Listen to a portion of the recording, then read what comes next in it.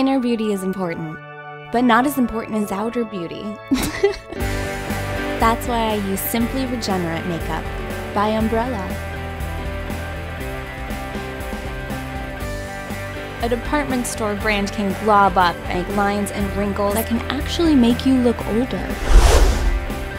Regenerate doesn't stay on the surface. It moisturizes deep.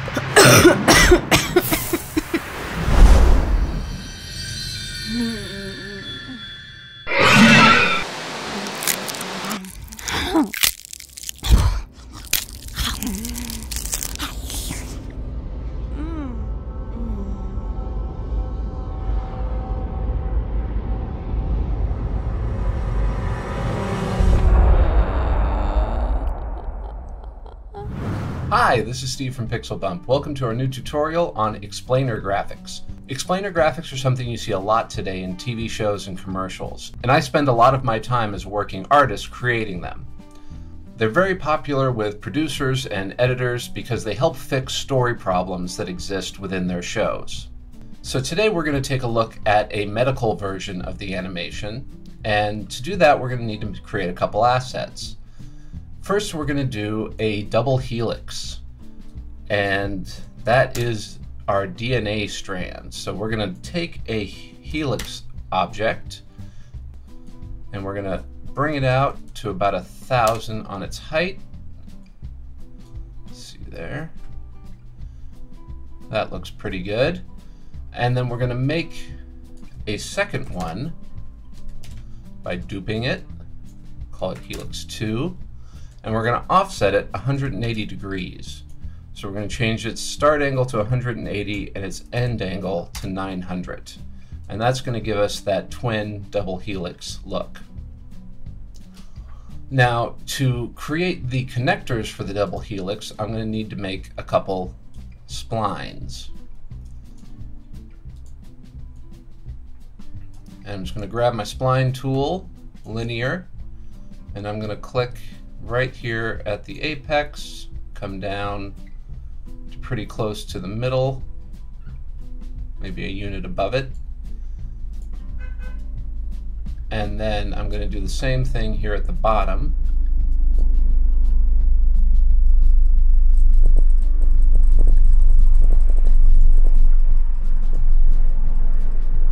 There we go, that looks pretty good. Now I'll need to combine these two. So I'll right click and connect objects plus delete. So I'm just left with the singular object, and I'll call this connector spline.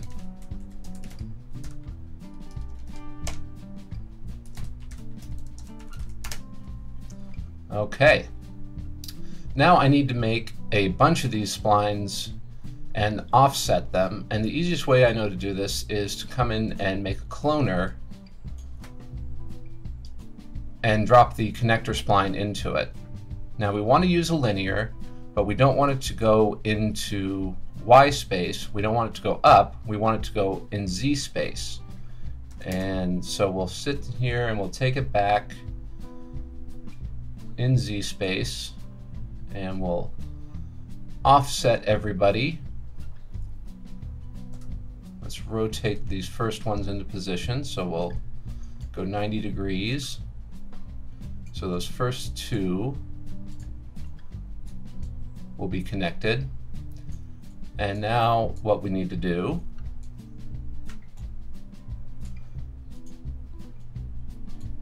is look in, I think our top view is going to work best for this, for how many we're going to need. So just keep clicking it down. There we go. 76. All right, that should work pretty well. Now we need to get them to rotate with our helixes. So we're going to come over here to our rotations, and we're going to start spinning them. And it's easier to do this in a perspective view so you can see which way they're actually twisting. I think I'm going the wrong direction. There we go. Something like that. Looks pretty good. Looks like they're all connecting at the right points. we have a DNA strand made completely of splines. So what we're going to need to do first is take our cloner for the connectors and collapse it. So I'm going to click on my cloner, hit C, and then I'm going to come up to all my splines, and I'm going to again connect objects plus delete. And that's going to leave us with 3 spline objects again. And I'm going to come in here and create a sphere. And I'm going to drop its size down to about 10, maybe 5. Okay, 5 looks pretty good.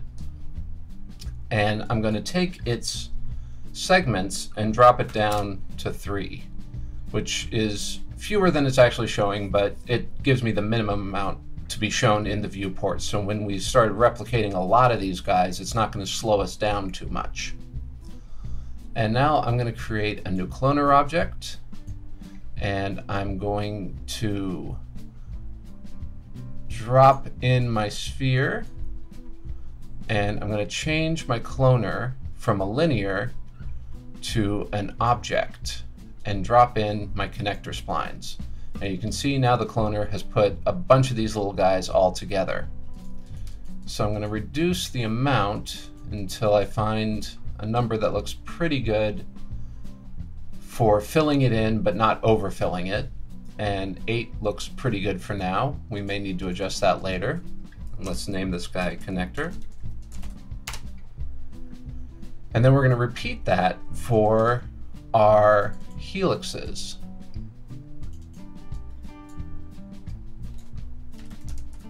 Helix 01, and we'll do helix 02. And we're just going to swap out our connection object for both of these. And I'm going to switch this over to even and just fill it in again until it looks like it's pretty well covered. And there we've got a basic double helix happening, but it's not very interesting yet. But that's okay, we got a little more we got to do with it. So we've got all of our cloners, and for the double helix, I'm going to come down here and grab a random. Call that the helix random. And I'm going to offset everybody, but I'm not going to do it by a bunch. Just a few units in every direction. I just want to give a little bit of randomness to it, so it's not completely even. And now I'm going to take my connectors and add a random object to that one. Make sure that it's connected. Yes, it is. And again, we'll start with 3 on this one, but I think we'll actually need to go a little lower, which is why we have 2 different objects. All right, so that's going to look a bit more organic. But the final thing we want to do to really kind of sell this is we want to come over here and grab a metaball. And we're going to need 2 of these, so I'll call this one metaball helix and metaball connectors. And I'm going to put my cloners into each of these.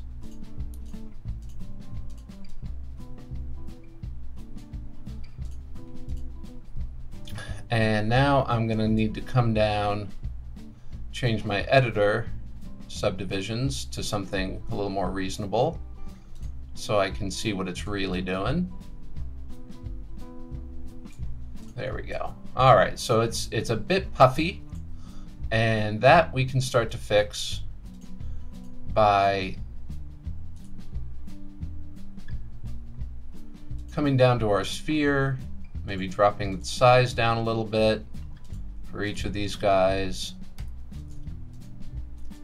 Find where it's going to completely break. That's looking pretty good. Let me take a quick render. Yeah, it's very chunky still. So I'm going to take both of my metaballs and I'm going to drop their subdivisions down to 2 or maybe 1. Just want them to be nice and smooth.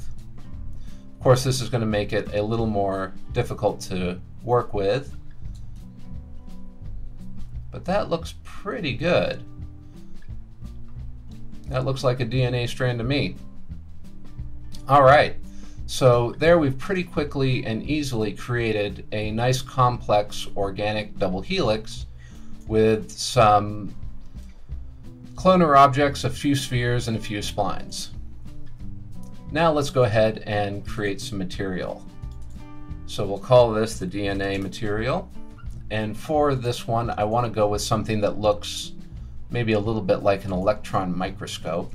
So I'm going to go with a Fresnel, and I'm going to change its bright color to kind of a bluish color, and we'll leave the black where it is. I think I'll turn off the specularity and maybe put another Fresnel in the luminance channel here.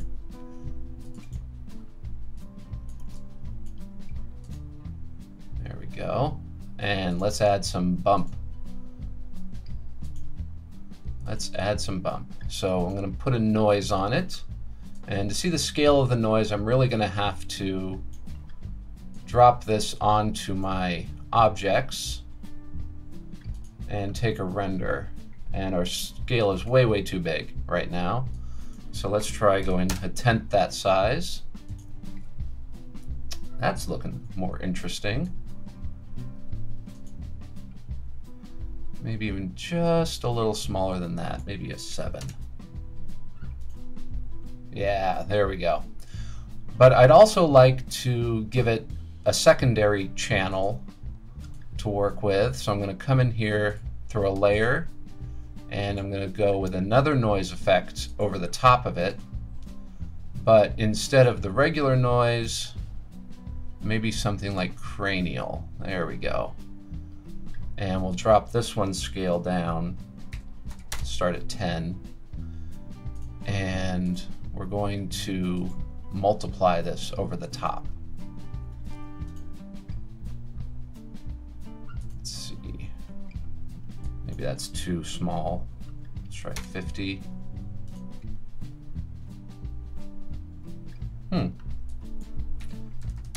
Back up to 100.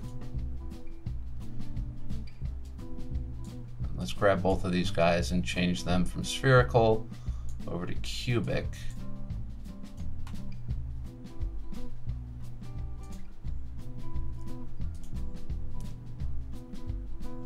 Turn off my other noise for a moment.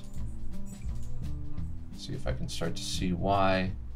There's the cranial. Okay, so it is in a good scale and a good size. It's just not being seen very well. So what I think I might need to do is play with its brightness and its contrast a little bit.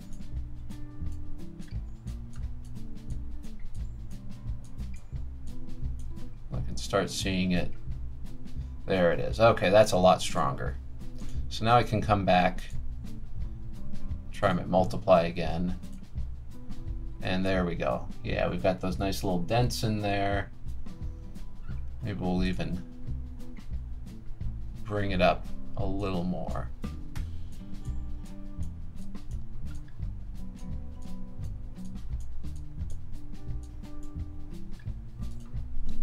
There. That's looking pretty good. All right, so we've got our DNA strand made. So let's go ahead and save that. And we'll group this guy together and call this the DNA. And then for the moment, I'm just going to turn it back off. There it goes. Took a second for the computer to catch up to me.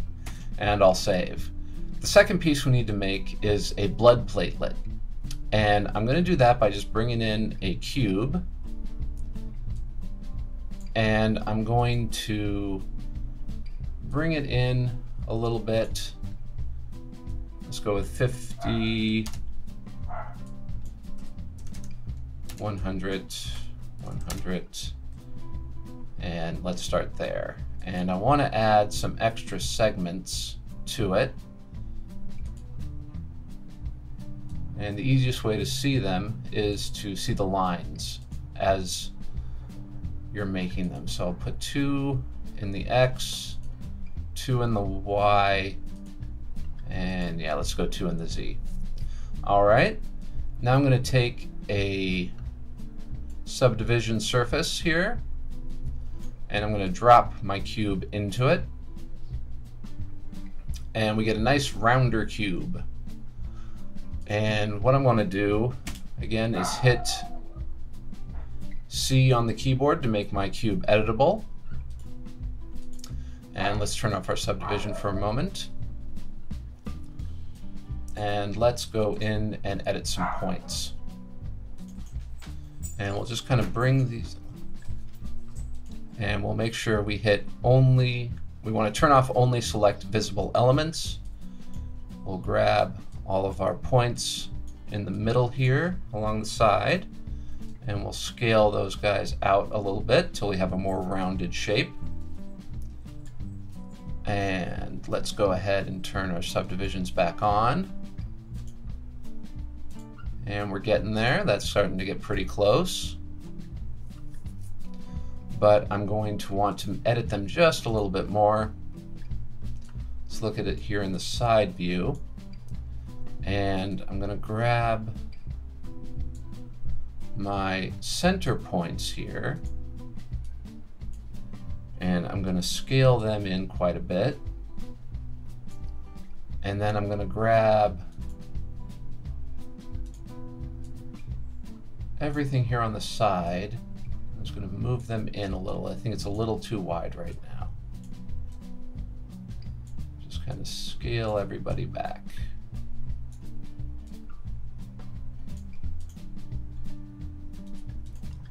And there we go. That's a pretty convincing little blood platelet to me. And so we'll call this the blood. And I'm going to create another new material. And this one will be called blood.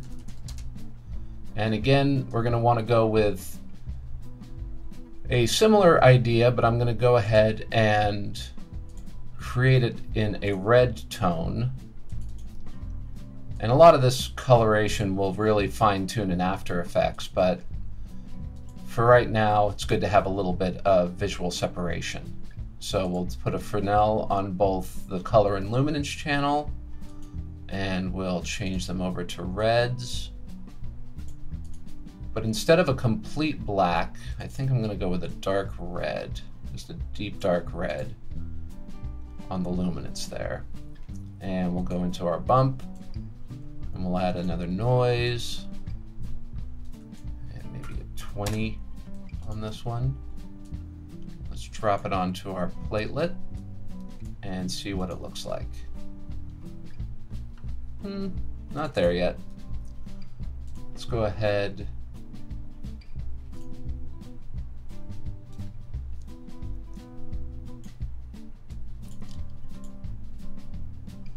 and reduce the size of that noise. It's a little too big right now. So let's try maybe a 5 on it. That's looking better. But still not loving that luminance channel just yet.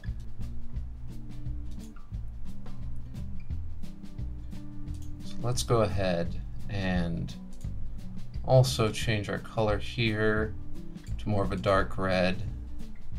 That looks a little better. And one thing I want to do while I'm looking at it is come down here. I'm going to grab my inner pieces and I'm just going to scale them out a little bit. That's looking better. Okay. And I think we have a decent blood platelet there and a decent piece of DNA to get started with. So, okay, now we need to build a set for this. But let's do something really quickly here. Let's just jump these guys up a little bit in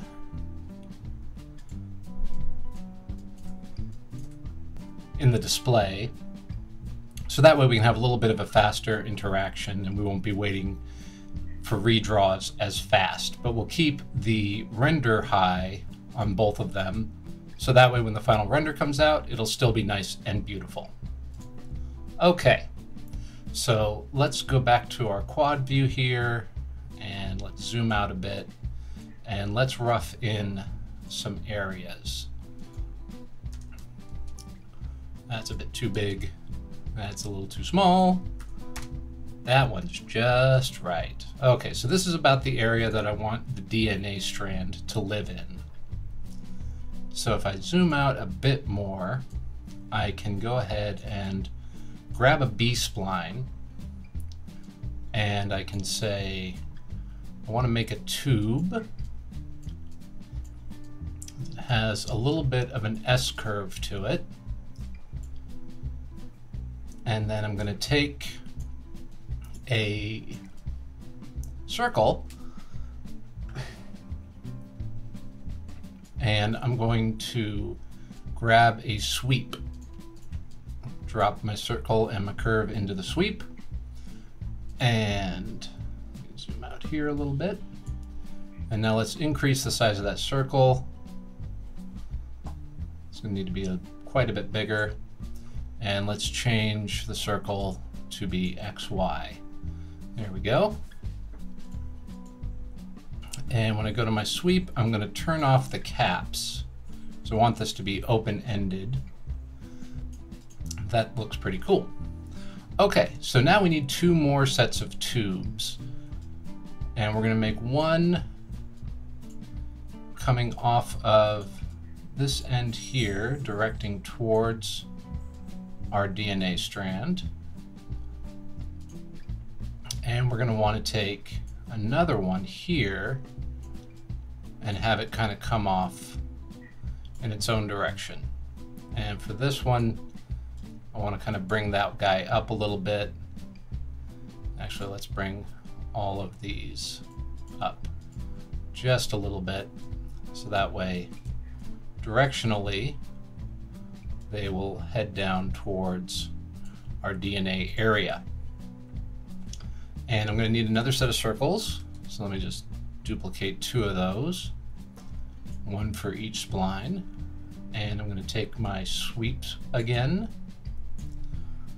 and I'll just duplicate that right now. I'll toss in both of my circles and splines here, but these are a bit big. So I'm going to want to come down here, just bring their size down quite a bit at the beginning. And for this one, we don't have a nice connection there, so let's take him and bring him over a bit like that. Maybe like that. Back a little bit. Just add a little bit of a turn there. There we go.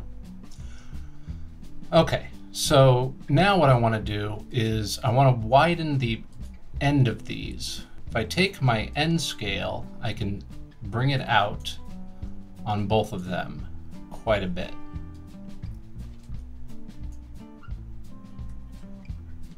I have that spline reversed, so I'm going to go to my spline tools and I'm going to reverse the sequence. There we go. Now the end scale will come up. And I just want to kind of create this illusion that the further we go down, the larger the scale is getting, giving this impression that we're shrinking as we go down. It's subtle, but it's just a little something extra I wanted to try to add into it. Okay, so now that we've got these two guys set up, and let's come over here and turn our caps off on both of our new sweeps. And we'll call this one tunnel 2. Call this one, is that correct? Nope, this is tunnel 2. This one is tunnel 1, and this one is the main tunnel. Okay, so now I can take all three of these and I'm going to flatten them out. And then I'm going to take a couple of Boolean objects And we'll call this main tunnel.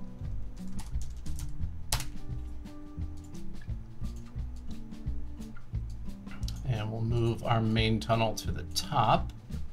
And we'll take our two smaller tunnels here and we'll group them together.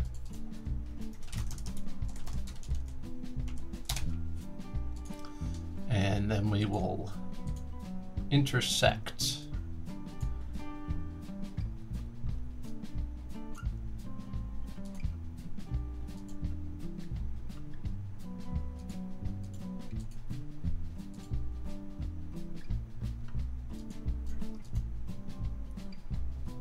Let's see, I don't think I have a good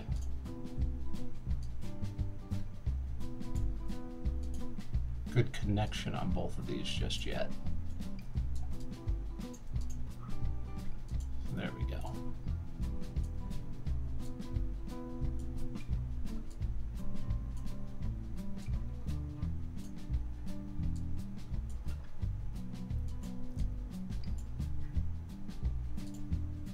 Let's see, that is getting us our tunnel the one way.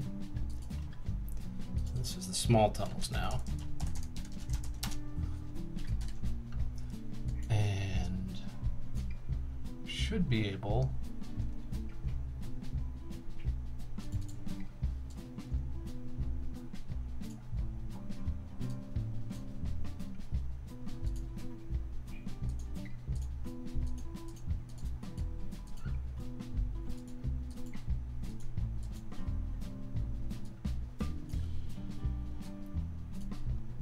There we go. Okay. Had to turn off a high quality object, which is fine because we're going to be distorting the heck out of this in just a second. So there we go. All right. So now we've got our tunnels kind of set up here. And I'm not liking that break there. I'm going to grab tunnel 1. Just going to kind of move it around until it finds, there we go, a better intersection for that one. And let's go ahead and just jump inside it real quick. Make sure that we are getting what we want here, which is a nice little tunnel there. That looks good. Inside here, and we've got a tunnel over there. Okay, good. Definitely working now. Okay, so now what I want to do is I want to distort these guys a little bit. They're a little too round and perfect for me, and I'm going to use something called the noise deformer. And this is a plugin that is free to use, and it comes in a pack with a lot of other really great plugins that you can use in your Cinema 4D work. But the one we'll concentrate on right now is this noise deformer. And what we're going to do is drop it on our, this is the main tunnel, drop it on here, and we're going to start crunching this guy out. And let's take our noise, we'll play with its scale a little bit, and we'll turn off the wind because we don't want this to animate. Over time with this plugin, not only will it deform your geometry, but it can animate it. So this is really good for things like water as well. So we'll just turn off any of the animation properties. So we'll have it going a little bit there. We'll turn off the animation speed. There we go. Nice, solid. And it's got all the same noise presets that you know from regular Cinema 4D, so whichever kind of noise you're looking for, this can do it. Let's see. Let's bring up our strength here.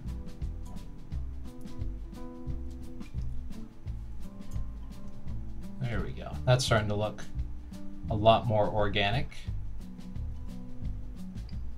But let's change the size now that I'm looking at it. I don't want it to be quite so crunchy.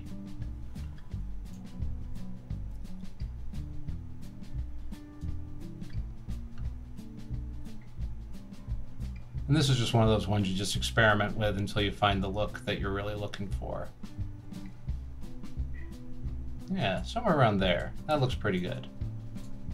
Let's take a look inside. Yeah, that's giving us a lot of nice organic shape. And then we'll take the exact same noise deformer and we're going to drop it on our small tunnels here. But on these ones, we're going to want to probably reduce the max strength a little bit.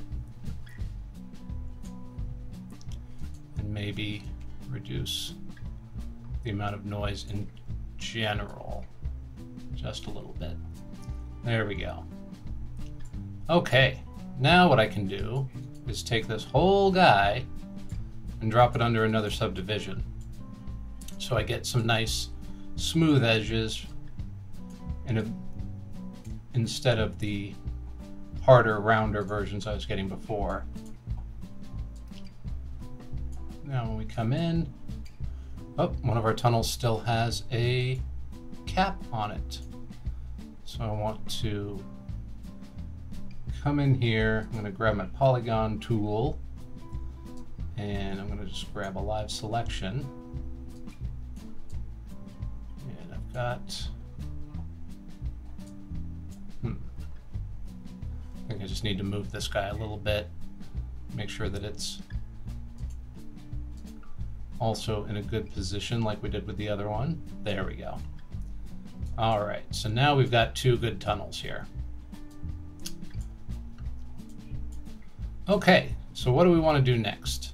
Next, we want to start getting those blood platelets to run down this tunnel. And to do that, I'm going to make another new spline here. It's very similar to the one we had before. Maybe just get it a little closer to the edges here and there so it has more of a little bit of a wave down the tunnel. And I'm going to jump into my content browser. And I'm going to come over here to my studio, and under simulation we have thinking particles, and we have a bunch of presets, and a lot of these presets are going to cover most of your needs if you're working with thinking particles. I think I've only hit a couple situations where the presets wouldn't give me the interactions I was looking for. The first thing we need is an emitter, and I'm going to choose a rolling emitter because I want these blood platelets to have their own spin as they go down the tunnel. And then I'm going to grab some effectors, and the first one I want to get is a little bit of random direction, and in interaction I'm going to want a follow spline. And I think maybe also I'll throw in a smooth object collision, just so that this tunnel, if the particles hit it, they'll bounce off rather than intersect through. And when you're working with thinking particles, there's just a little bit of setup. And what I need to do is come down here, have a particle geometry object, and I want to open up my thinking particle settings, because each one of these are going to have a particle group. And in this case, I'm only going to have one group, so all is going to work perfectly for all of my particle groups. But if you had multiple objects, say we had white platelets or say we had red blood platelets and then we wanted some white blood cells, you could set them up to be two different groups and have different things interact with them individually rather than all together. So I want to put in my blood platelet as the particle shape in the rolling emitter, and I'm going to grab my emitter and I'm going to move it here to the beginning of the tunnel.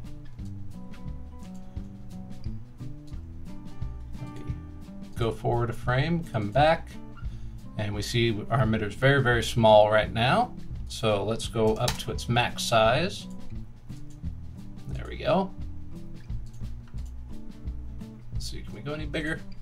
I think 1,000 is its largest. So let's rotate this guy into position.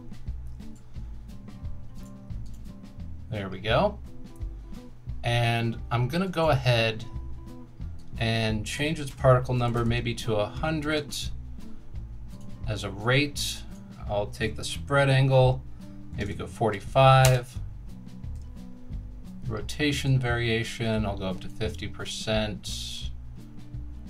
Speed, I know I'm going to want to go pretty fast. And the life, instead of the document length, let's maybe go with 45 frames. Hopefully by then they'll be down the tunnel. So we can see here that is nowhere near fast enough. So we'll go to our speed, maybe go by a factor of 10. We really want these guys to move. There we go.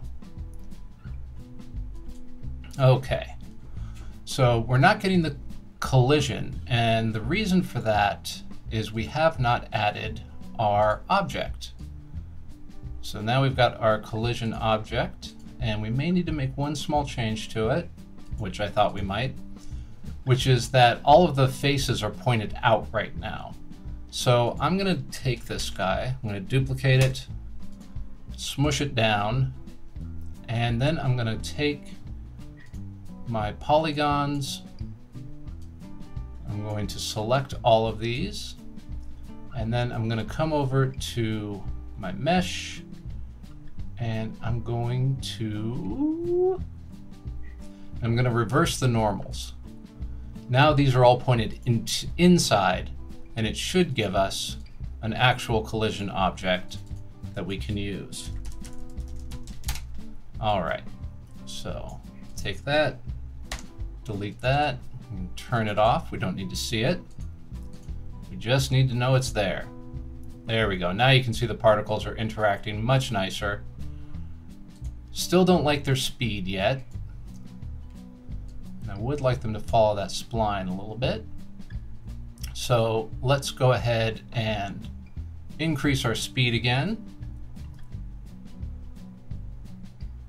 Maybe twice as fast.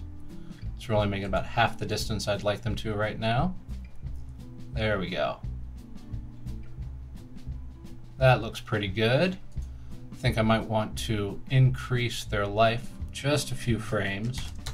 So once they've gotten through the tube, I don't care about them anymore. They can all die. That sounded horrible. I don't care about these particles. They can all die. All right. So that's pretty good. But we don't really see our platelets here. They're very, very tiny. And so I'm going to want to come into their size and maybe go 400. Get them a bit bigger. There we go. That's looking more like what we want. I'm going to come down to my collision object, and I'm going to increase the offset a bit. So I don't want them to penetrate the wall so easily.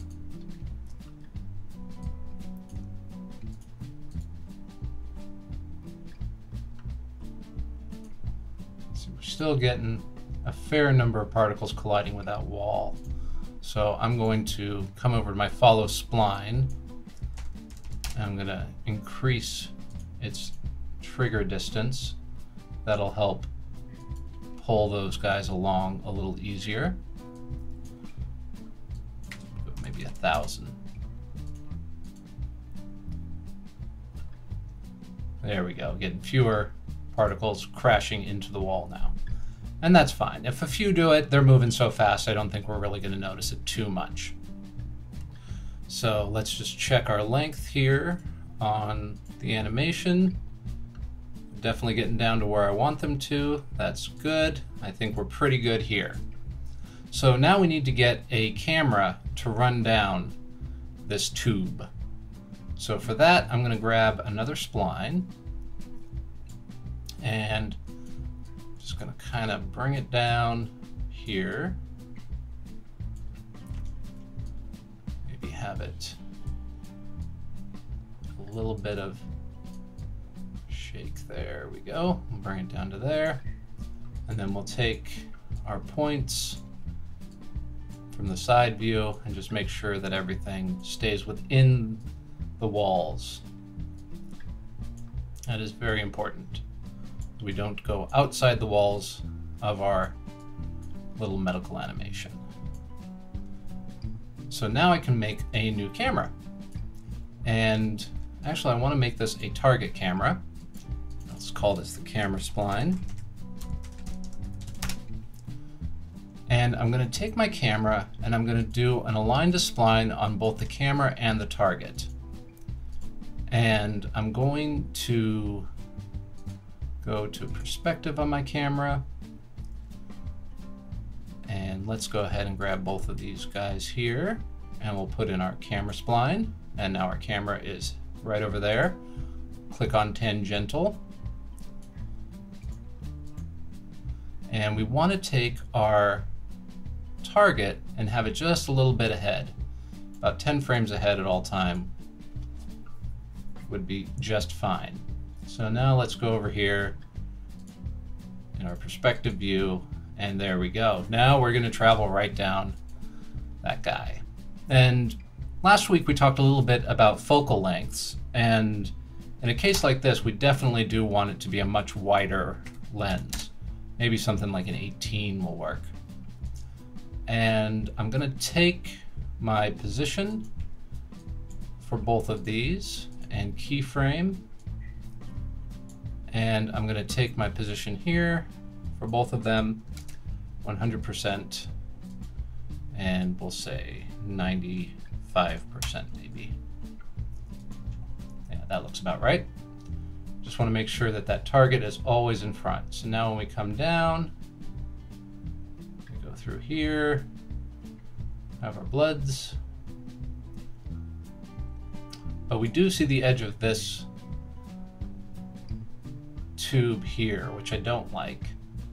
So I'm going to take my points, I'm going to jump over here to my main tunnel, and I'm going to grab my polygon, my lasso selection, click there. Oh.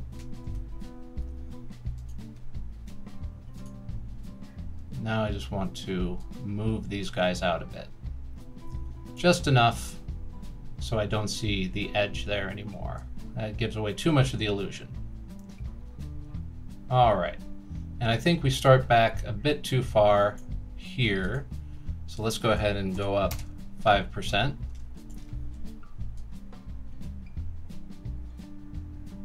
All right. Now I don't think we have enough blood and they're still looking a little bit small. So I'm going to increase them up to maybe 600. And I'm going to increase the rate to maybe 150.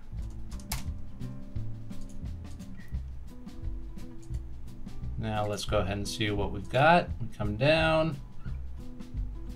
We're not really getting enough rotation on them for sure.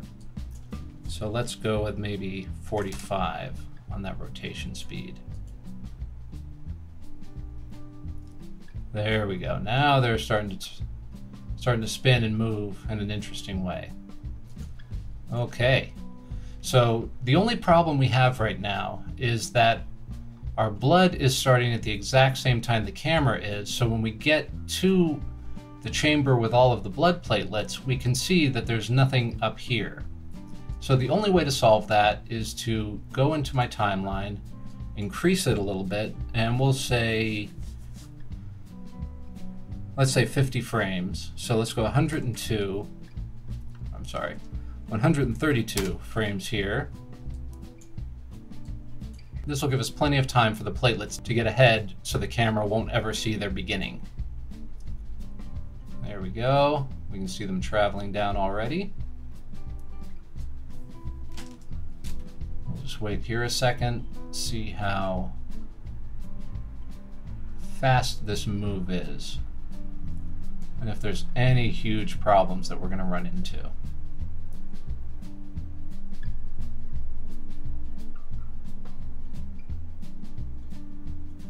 That looks pretty good. I'd like to check out its real animation timing, so I'm going to do a preview. I'll go 960. Oop, I did full render. That was not what I wanted. I just want a software preview.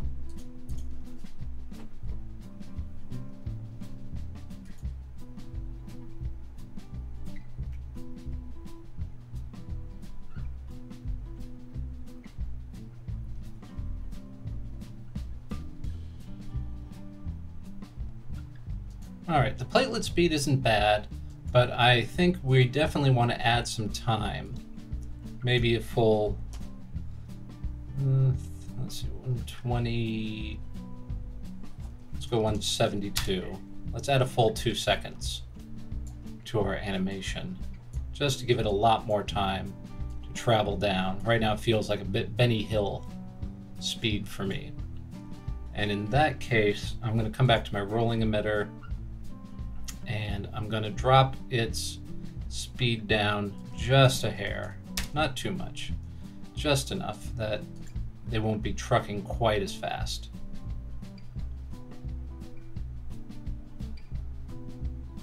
Okay, I just want to make sure we're going to clear in time, which we definitely are, and I'm going to do another preview, but I don't need to do the whole thing. I'm just going to go from frame 55 maybe to 172. So just before and just after. Okay, let's take a look at that. All right, let's take a look at what we got.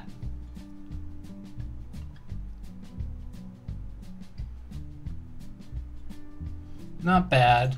I don't like that one bump in the middle. It's a little bit jarring. So I'm just going to come down here, oops, switch back over to my rectangle selection and just delete that guy out. And make sure that we're still following the path correctly. Okay, so that should solve part of that problem. The other part is I think we're still just a little too fast. So I'm going to go to 220. And I'm going to come to my timeline, and we'll just stretch this out to the end of the timeline, and we'll take one more RAM preview. I think we're going to be pretty good. Actually, before I do that, I want to come down here, and at the 0 or at the 60 frame, I'm going to set a keyframe there. And at the end, I'm going to go 360. So the camera will rotate the entire time, and it'll just make it a much more dynamic, much more interesting move. That's definitely going to be better. Okay, so let me go ahead and take another preview. Oh, I did not change my end frame here, so I'll go to 202.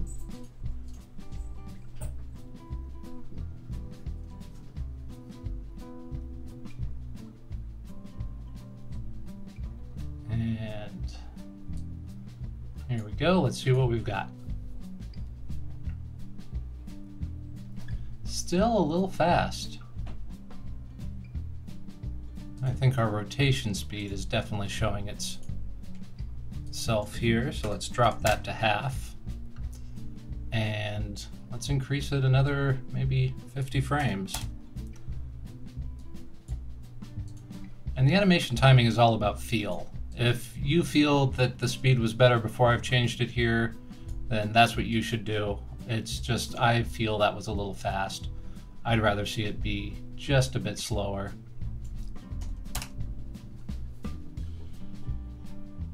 And we'll take one more preview here. Hopefully this one will be it. Fingers crossed. I think we're getting close. Okay, let's see where we are. Okay, let's see where we're at now.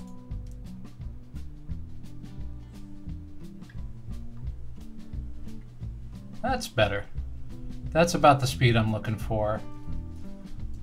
I think what I'd like to do, just as a finishing touch on that animation, is I want to come down here, grab all of my keyframes, and change them from spline, let me put that out of the way, change the interpolation from spline to linear. So that way it's a constant speed all the way through. Let me just shut that off there. And I think we're pretty good. Let's just see. Okay, so, we need to talk about texturing and lighting the sky. So I'm gonna go ahead and kind of collapse everything down here for a second. I'm gonna create a new material, and I'll call this the walls. And for this one, let's take a noise texture, and we'll go from a dark blue up to a less dark blue. And maybe instead of the noise, try something like dense. And then we can copy that channel and drop it on our bump. And we'll change that back to a black and white, which will make the bump work a lot better. And let's drop that onto our subdivision here. We'll call this the walls. And let's just take a test render. Doesn't look too bad. I think the noise is a little small for this part. So let's go ahead and increase the scale a bit. That's looking a little better. I'm also going to take it out of a projection UVW and go to cubic. And let's see if we go maybe, no, yeah, 0.5. There we go. Just wanted it a little bit bigger there. That looks a little bit bigger. I'm going to turn off my specular. I'm also going to come to my bump and increase it quite a bit. There we go. Okay, so not bad, but we don't have very nice lighting. So let's grab a light, and I'll make a point light here. I'm going to attach it to my camera, and I'm going to zero out all of the properties on it. Even the rotation. Doesn't make a difference really, but even the rotation. Still too small on that scale. So let's go ahead and double it out to 1,000 and 1,000. Yeah, maybe 2,000. Why not? I mean, nobody's saying we can't do that. There we go. That looks much better. I like that. Okay, so one thing we can do is come down here and change our illumination model from Blinn to Oren-Nayar. And that's just going to give us a softer, more organic feel. And I'm going to want to come into my light, and I'm going to take its fall off and go to inverse square. And I'm going to bring out the size of the radius a bit. There we go. That's pretty good. Just so that it's only really illuminating just ahead of us. Only what we can just see ahead. So we're never too illuminated. Let's go ahead and increase it a little more. At this point where we're seeing the blood platelets, we should see a little more of the tunnel. That's too much. Let's go in the middle at 5,000. There we go. That looks pretty good. Come back here. I think our blood platelets have too much luminance. I'm going to drop that down a bit. And the brightness. There we go. I just don't want them to be... Let me just try turning it off completely. And a little bit's not a bad thing. Maybe 5%. Maybe 5% there. There we go. Just didn't want them to be so bright all the time. There we go. Okay. So we're looking pretty good all around. We need to hit a wall here at the end of our camera move. And let's go ahead and turn off our original platelet, our sphere, and our piece of DNA. Let's turn those guys off. I'm going to create a new sphere in the same area. And let's go ahead and start increasing it a bit. Come back a few frames here. I want to have a good idea of the size. And we'll bring this up here. And we will make it editable. We'll squish it down a bit, and then we'll just rotate it into position. We're just going to kind of create a wall of spheres here. But we're going to let them overlap a bit because I want it to kind of resemble a cellular wall. So move it over, bring it back down a bit, keep it in line though. That would be good. Let's see. Let me get a little closer here. See what I'm doing. And maybe come over here a bit. See what I'm doing.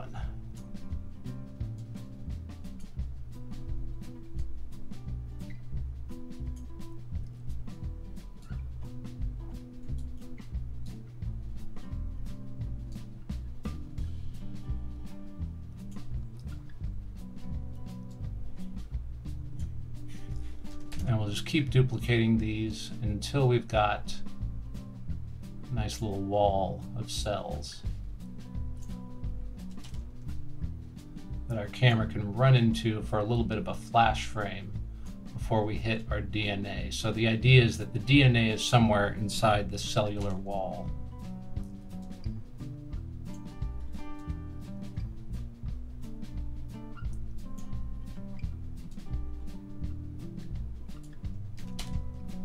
And we'll just keep copying and moving them into space. There we go. Starting to get there.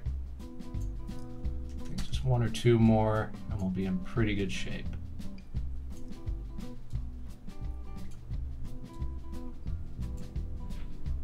Yeah, just one more here. Bring them up a little bit, push them back. There we go. All right, so I'm going to take all of these, I'm going to group them and call these cells. And we'll go ahead and maybe give it the same color we're giving the DNA. Yeah, that looks pretty good. Though I think I'd like to add a little diffusion to the walls of the tunnel. Just a little bright. Let's just take them down just a bit. There we go. Just want to keep it a little more mysterious. I think the more mysterious this is, the better the end result is going to be. And I think the only thing we need to do before we start looking at rendering options is come down here, and I want to give a little bit of camera blur. So I want to zoom in on the camera a little bit, just so I can see where everything is.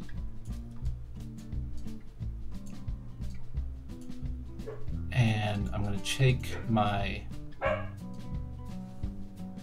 focus object, bring it out a little bit, bring out the end of my focus, and for the moment, I'm going to turn on my depth of field in the renderer. We won't actually render with that, but this will help us see a lot clearer what we're dealing with. So that's probably too far. So let's bring that back. That's not bad, I think. Just want to make sure, yeah, there we go. I just want to make sure that things are really kind of out of focus until we get close to them.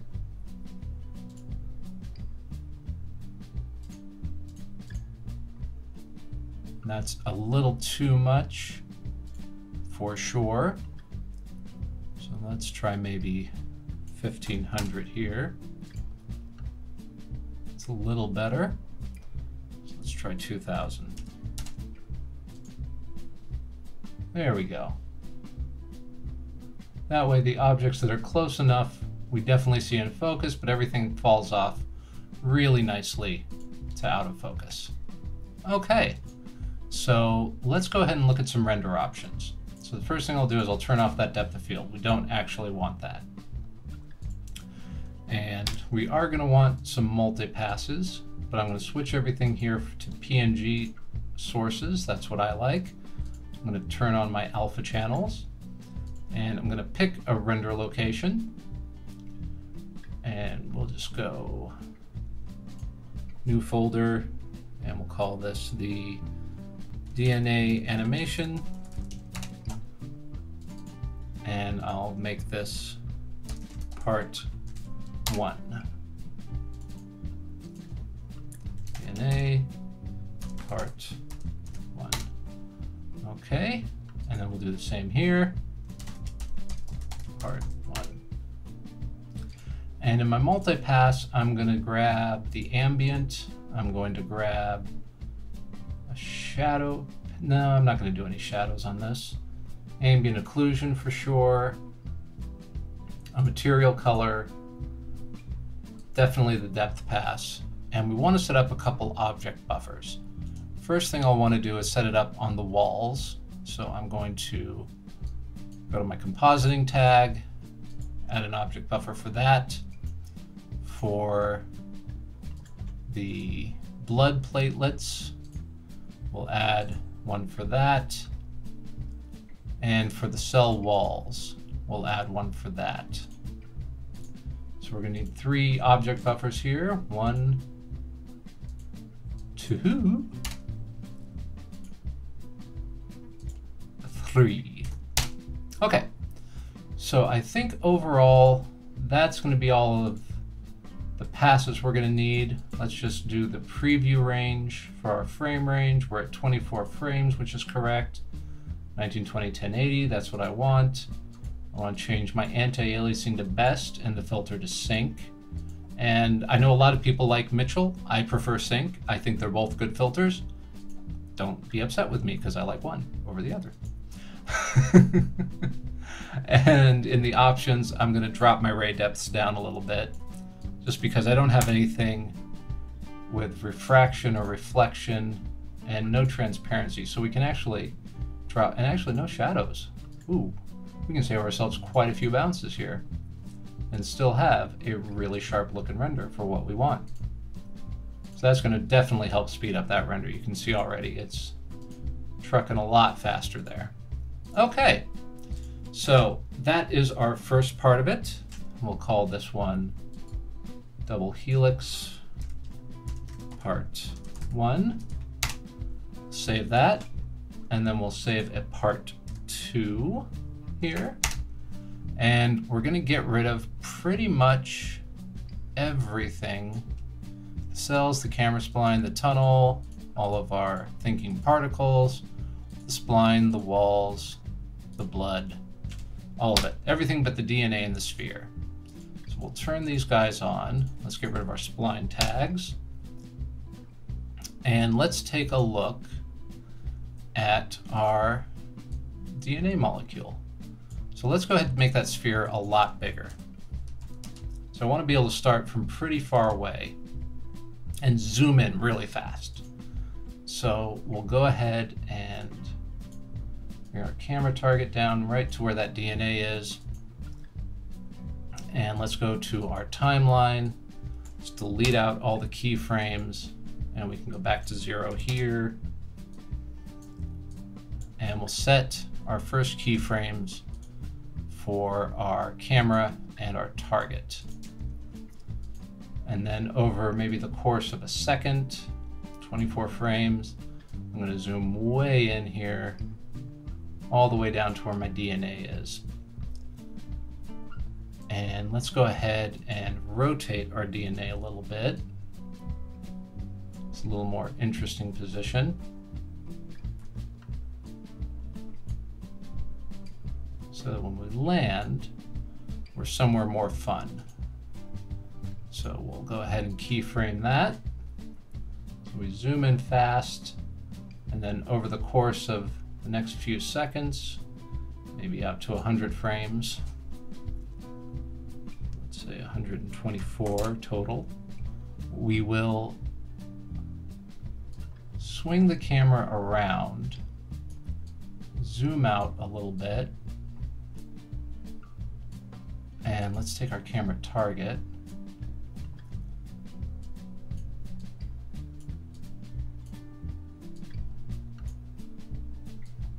Move it along, just so we can get some really nice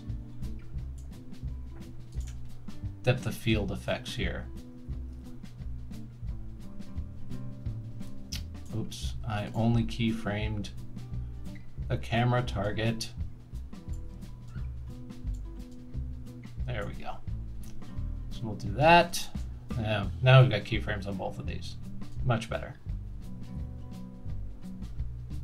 We've got a heck of a slingshot happening there. Let's see what's going on here in our keyframes in the timeline. Actually, we don't need any rotation keys on that one. That looks good there on the target. Let's see where the culprit is here. I think it's in our positions. Yeah, there we go. We're just going to need to come in here, level these guys off a bit. And let's give it a little more room to work with. And yeah, this is why we're getting a crazy slingshot right now.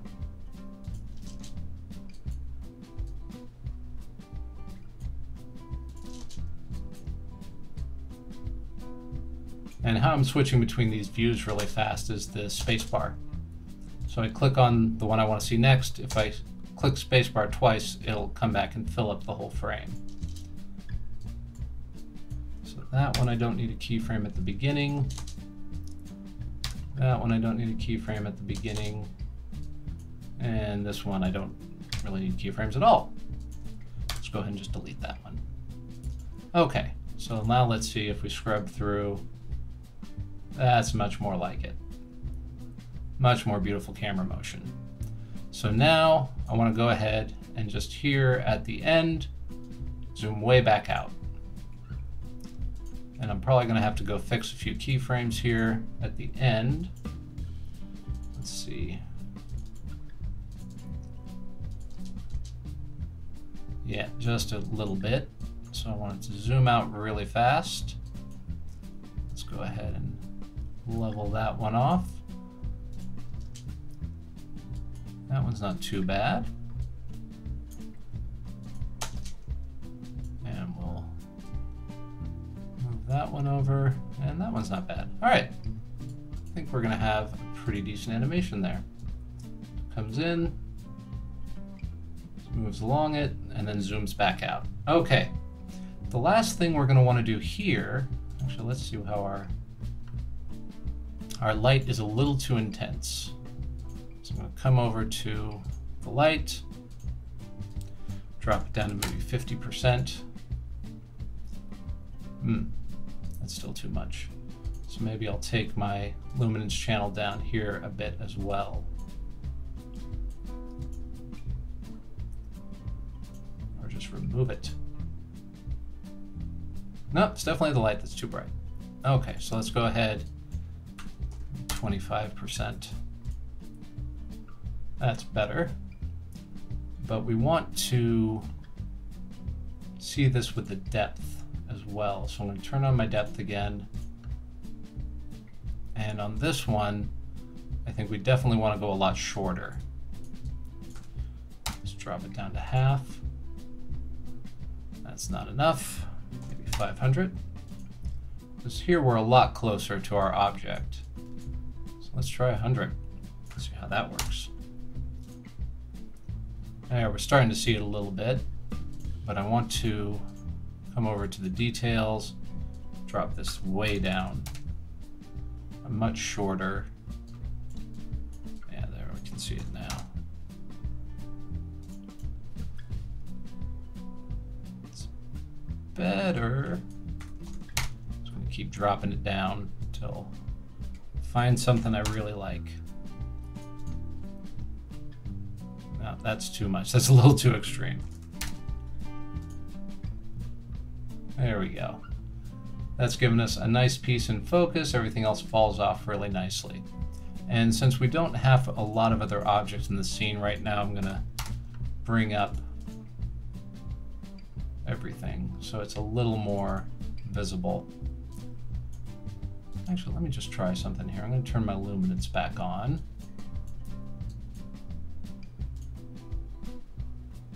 Actually, I do like that better. I think that actually looks nicer without the light at all. And the sphere I no longer need, so I'll turn that off. Yeah, that's nice. Okay, so what I want this DNA to do is around the middle of the animation, I want to be able to go down it and have it break apart. And since we made this all with cloners, that's going to be really easy.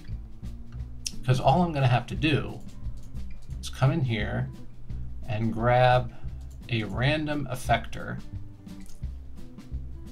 and there they've already started to break apart. But I want to control the random effector, so I'm going to change its fall off over to a box, and I'm going to stretch this box out a bit in all of my axes.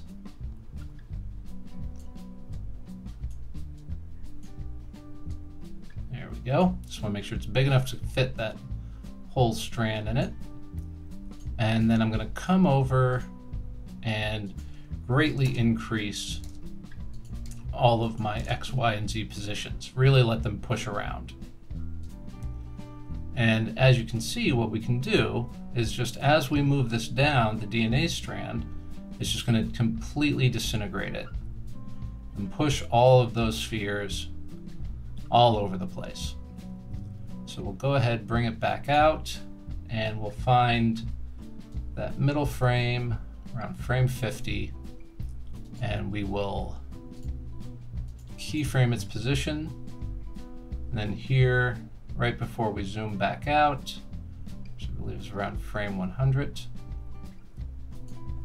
there we go, we will have completely disintegrated our DNA strand. And let's go ahead and take a look at that in a preview. And we'll go preview range, and here we go.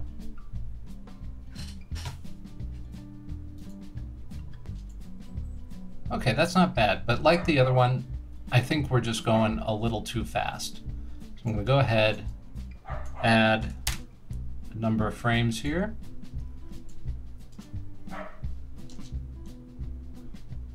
And let me just collapse everything down so it's easier to see. And I'm just going to want to stretch out this middle portion.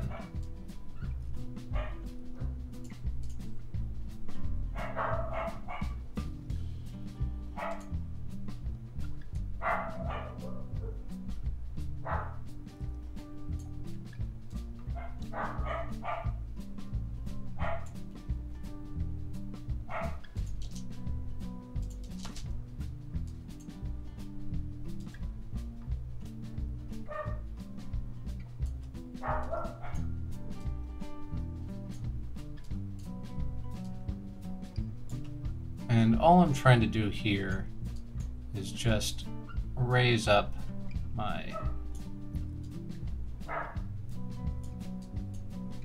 raise the DNA a little more into the center of the screen. I think it was a little too bottom heavy. That looks a lot better.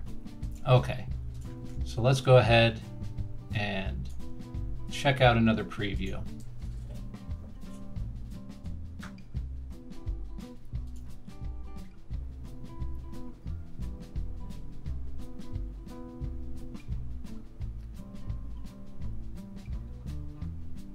All right, that timing feels a lot better. So let me go ahead and don't need any object buffers. Actually, no, I do want to keep an object buffer here. I'm going to put it on my DNA strand. I'm not sure this is completely necessary, but it's a good practice to be in. And I'm going to save this as part 2. 2, and I'll turn off my depth of field here. Everything else looks good. Anti-aliasing and render settings have all held from the old one. And I will go ahead and get this rendered, then we'll jump back over to After Effects for a little bit of compositing. All right, see you in a bit. Okay, so we're back here in After Effects, and I've got my render. And I'm just going to grab all of my pieces and drop them in. Now this is actually my original render. I didn't want to take the time and re-render it again. So excuse me if this is going to look just a little bit different than what we built, but it was built the exact same way. So I'm going to trim off a little bit of my beginning here until my move starts. There we go, somewhere around there. And I'll trim here.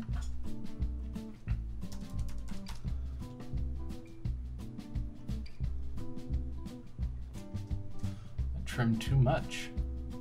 Trimmed much too much. Put 200. Yeah.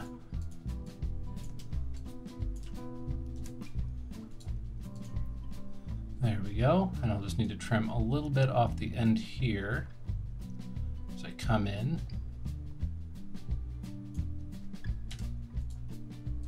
There we go. That's our beginning to end. So we come down, see our platelets, move through the tunnel to the end. Okay. So how are we going to set this up? First thing I'm going to want to do is bring my different passes into order here. And I'm going to want to multiply my ambient occlusion pass. And let's delete the specular pass, that's not necessary. And then my material pass, I'm going to go overlay and leave my RGB pass at normal. That gives us a nice dark look, but it's a little too intense in color. I really want to tone that down. So I'm going to create an adjustment layer here. And I'm going to call this the color correction adjustment layer. I'm going to grab a tint effect. And I'm just going to tone it down a little bit, darken it just a touch. There we go. That's looking nicer. Let's come back to a frame here. And we want to bring back our depth of field.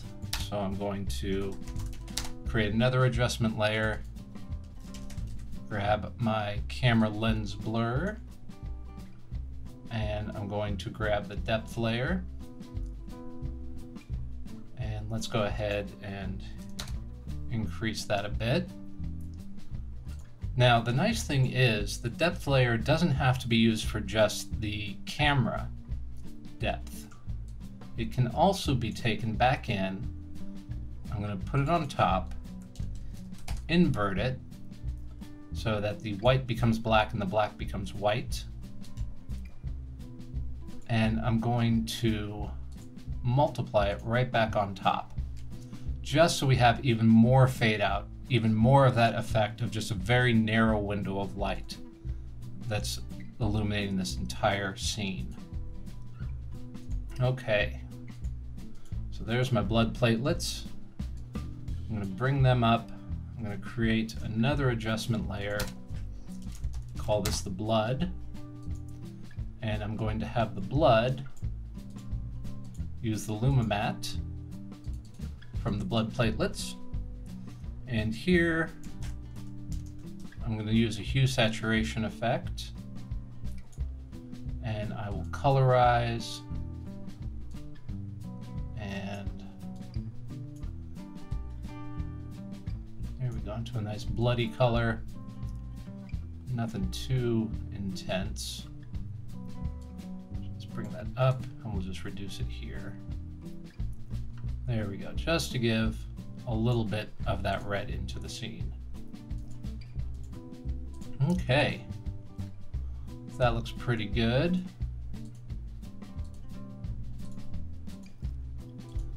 come down our second wall here, and we end up on our cell wall. And the cell wall I want to make red as well, so I'm going to go ahead, duplicate this guy, call him the cells, and we'll use our second object buffer, turn off its visibility, and there we go. We have some nice red cells here at the end. That looks pretty good. And I'm going to do a little bit of a black vignette around this whole thing. It's one of my favorite little things to do.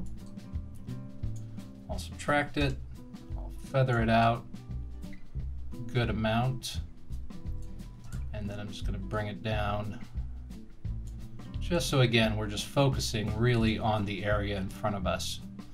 It's like that very dark feeling. All right. So the only other thing I'm really going to want to add here is some extra particulate matter flying around in the scene, just to give us a little bit of an extra kick. Because right now, once we leave the blood platelets, it's really just the walls, and I think it can be a little more interesting. So I'm going to make a, if I can spell,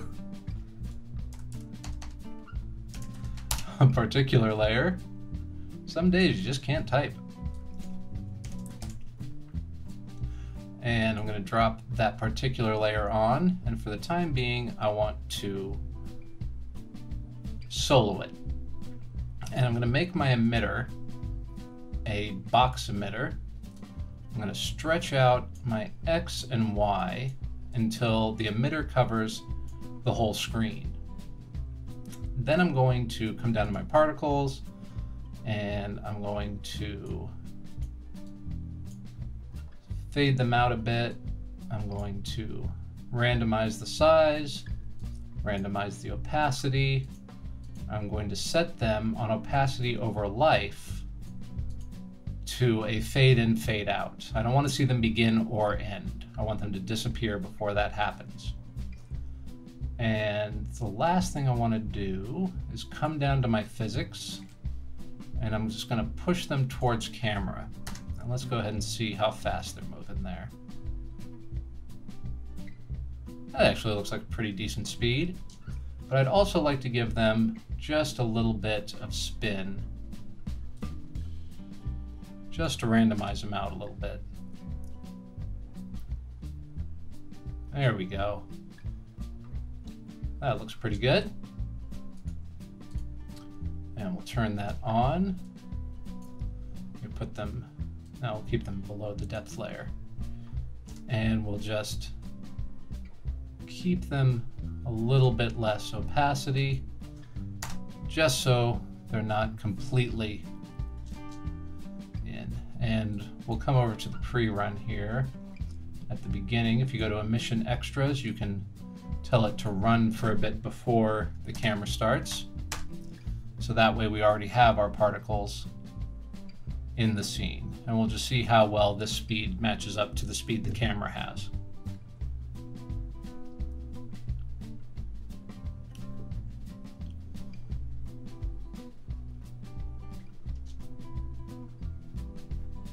And they actually need to go a bit faster than that, but the effect is definitely there.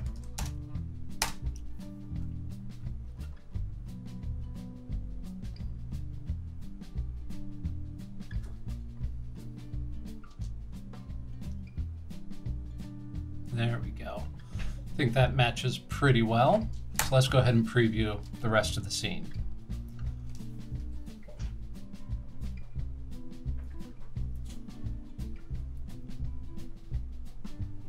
There we go. I think that's a pretty good looking little tunnel animation. So let's go ahead and dig into part 2 here, which is going to be even easier to composite. And we can actually steal a little bit here. Let's grab our vignette and our depth, because we know those are going to come back into play.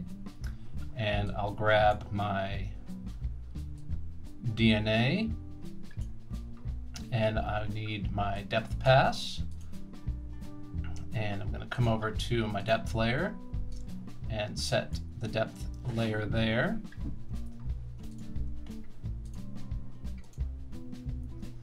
And then I'll grab my object buffer. And I'm going to create another new layer here. Call this one the DNA color correction. And what I want to do with this one is a little different. I do want to tint this guy out a bit. We'll go to a red. There we go.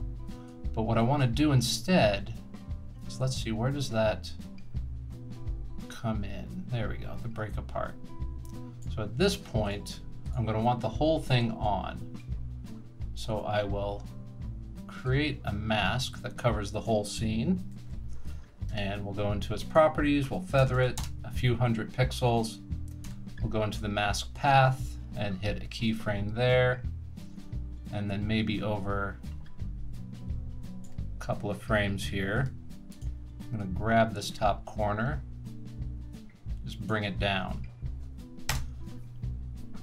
So we should get a nice red tone change, creeping right down the DNA strand before it breaks apart. That timing looks pretty good.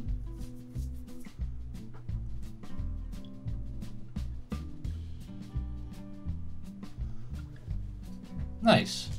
I think the last thing I want to do is just grab my particles, drop them on top here, but below the depth layer. So we have our particles.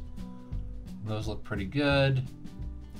And right here, right before they start to zoom back, I'm going to set a keyframe, go to the end, solo my particles here, and let's go in the opposite direction, maybe 20,000, or oh, 10's the max. All right, 10's the max, and that's the max. So they're coming at us, and as we zoom back, the particles will move right on back with it. All right, so let's go ahead and look at that whole thing together.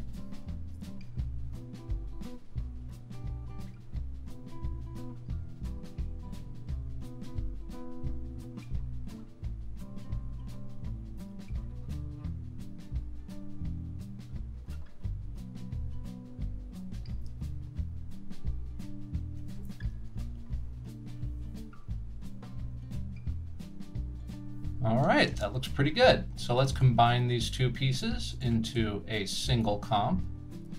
So I'll go ahead and go single composition. And I will just call this medical anime underscore full. There we go. And I'm going to need to stretch it out a bit, maybe 120. About 120 frames. We're going to need a little bit of crossover, but we'll just cut it down. So here, and then we'll just try a couple frames there. And let's just preview this first area here so I can see how the transition works. That works pretty well. Looks like we go through that cell and right into the DNA molecule. All right, so let me trim this guy and we'll watch the whole thing.